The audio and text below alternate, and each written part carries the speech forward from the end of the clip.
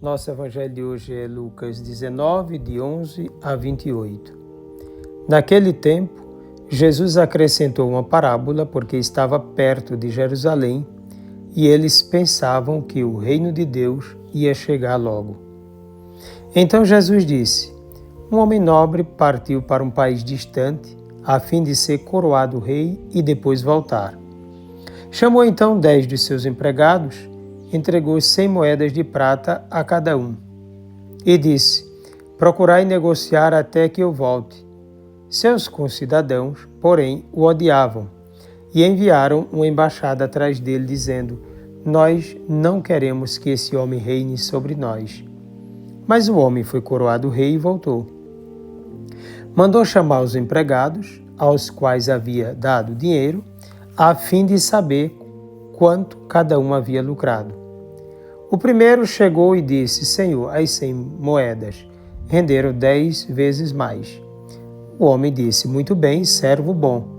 Como foste fiel em coisas pequenas, recebe o governo de 10 cidades. O segundo chegou e disse: Senhor, as 100 moedas renderam 5 vezes mais. O homem disse também a este: recebe tu também o governo de 5 cidades.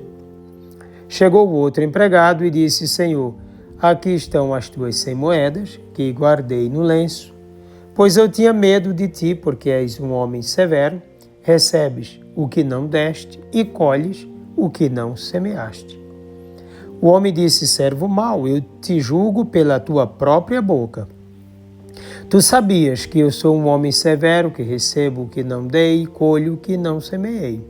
Então, por que tu não depositaste meu dinheiro no banco?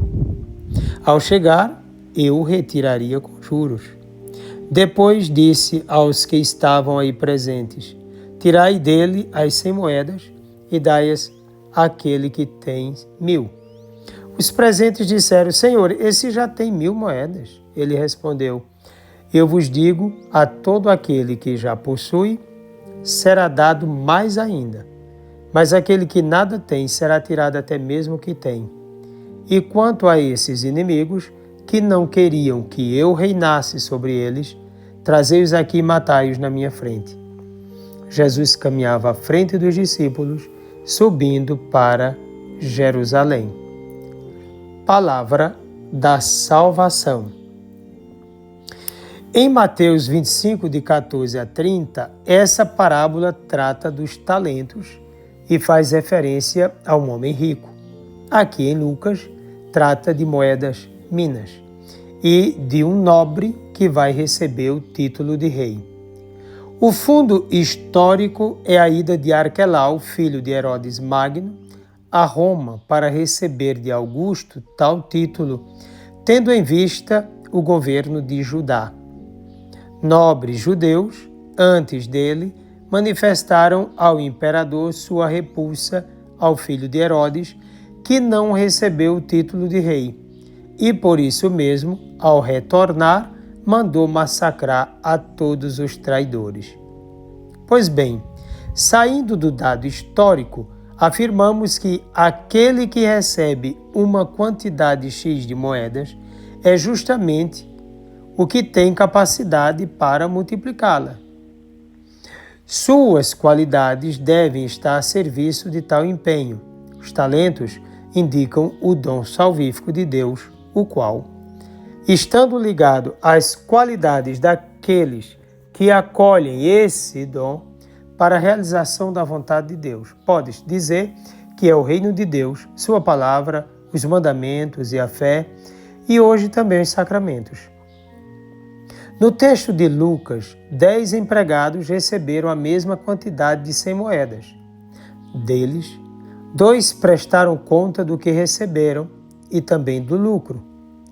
O terceiro, por medo e incapaz de correr riscos, preguiçoso, homem de má índole, desrespeitoso para com seu patrão, talvez alguém que pensa somente em si mesmo, individualista, alguém sem horizontes e, portanto, sem esperança, enterra as moedas. É, na verdade, um acomodado satisfeito com o que há ou que está aí, que vive na comodidade da lei, ligado apenas ao que lhe oferece tranquilidade diante da vontade de perfeição de Deus. Essa é a lógica farisaica, a lógica de quem tem medo do risco de se lançar na novidade de Deus.